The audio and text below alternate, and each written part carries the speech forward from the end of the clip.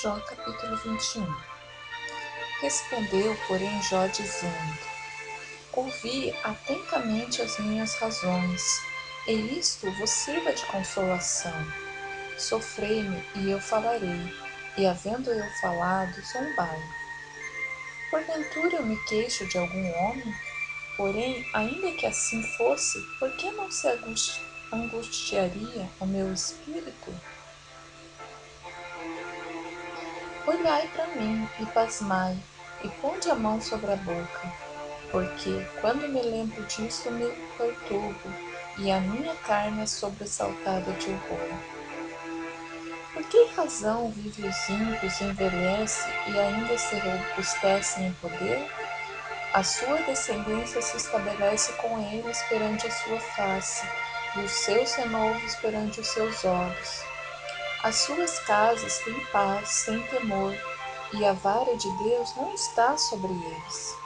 O seu touro gera e não falha, pare a sua vaca e não aborta. Fazem sair as suas crianças como a um rebanho, e os seus filhos andam saltando. Levantam a voz ao som do tamboril e da harpa, e alegre-se ao som do órgão. Na prosperidade gasta os seus dias, e no momento desce a sepultura, e todavia dizem a Deus: Retira-te de nós, porque não desejamos ter conhecimento dos teus caminhos. Quem é o Todo-Poderoso para que nós o sirvamos? E que nos aproveitará que lhe façamos orações? Vede, porém, que a prosperidade não está nas mãos deles. Esteja longe de mim o conselho dos ímpios. Quantas vezes sucede que se apaga a lâmpada dos ímpios e lhes sobrevém a sua destruição? E Deus, na sua ira, lhe reparte dores. Porque são como a palha diante do vento, e como a pragana que o arrebata o redemoinho. Deus guarda sua violência para os seus filhos e dá-lhe o pago para que o conheça. Seus olhos verão a sua ruína, e ele beberá do furor do Todo-Poderoso. Porque que prazer teria na sua casa, depois de morto, cortando-se-lhe o número dos seus meses? Porventura a Deus se ensinaria ciência, e é ele que julga os excelsos. Um morre na força da sua plenitude, estando inteiramente sossegado e tranquilo, com seus baldes cheios de leite e a medula dos seus ossos umedecida. E outro, ao contrário, morre na amargura do seu coração, não havendo provado do bem.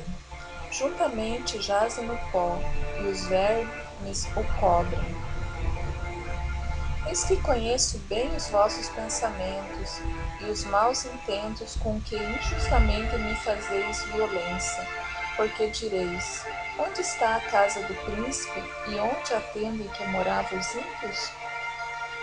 Porventura não perguntastes a que passo pelo caminho, e não conheceis os seus sinais, que o mal é preservado para o dia da destruição, e o arrebatado no dia do furor? Quem acusará diante dele o seu caminho, e quem lhe dará o pago do que faz?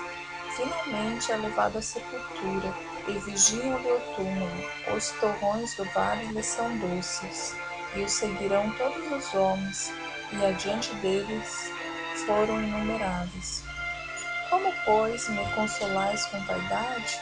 Pois nas vossas respostas ainda esta transgressão.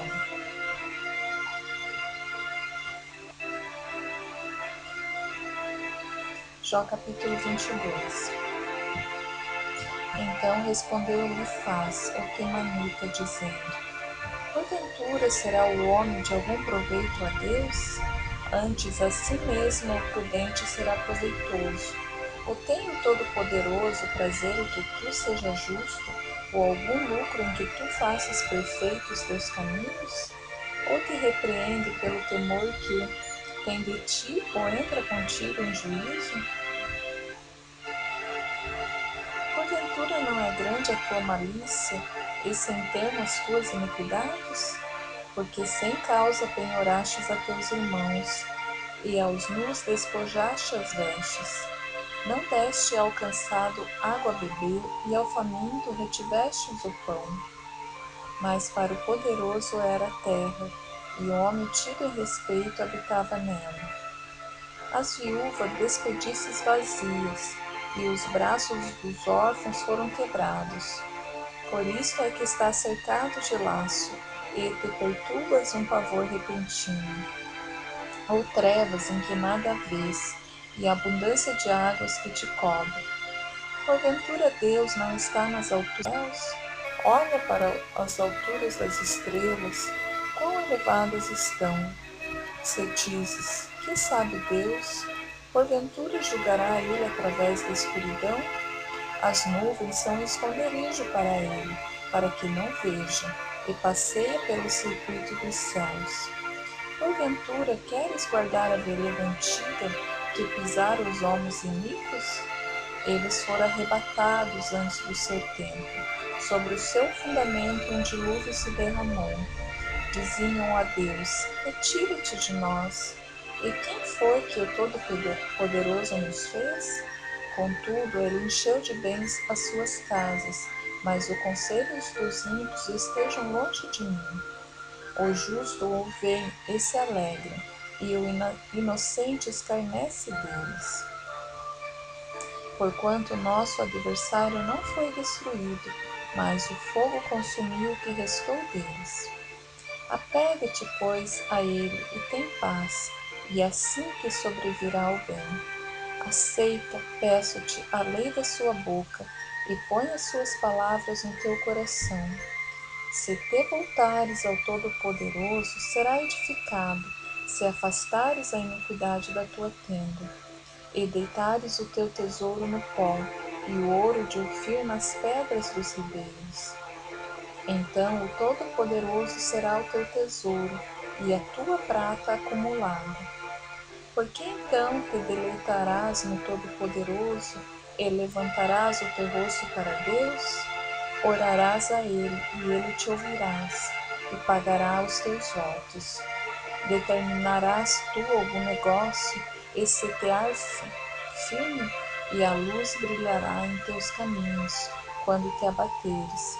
Então tu dirás, haja exaltação, e Deus salvará o humilde, e livrará até o que não é inocente, porque será libertado pela pureza de tuas mãos.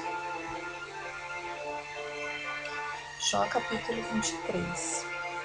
Respondeu, porém, Jó dizendo, ainda hoje a minha queixa está em amargura, e a minha mão pesa sobre meu gemido. Ah, se eu soubesse onde eu poderia achá-lo, então me chegaria ao seu tribunal, exporia ante ele a minha causa, e a minha encheria de argumentos. Saberia as palavras com que ele me responderia, e entenderia o que me dissesse. Porventura, segundo a grandeza de seu poder, contenderia comigo.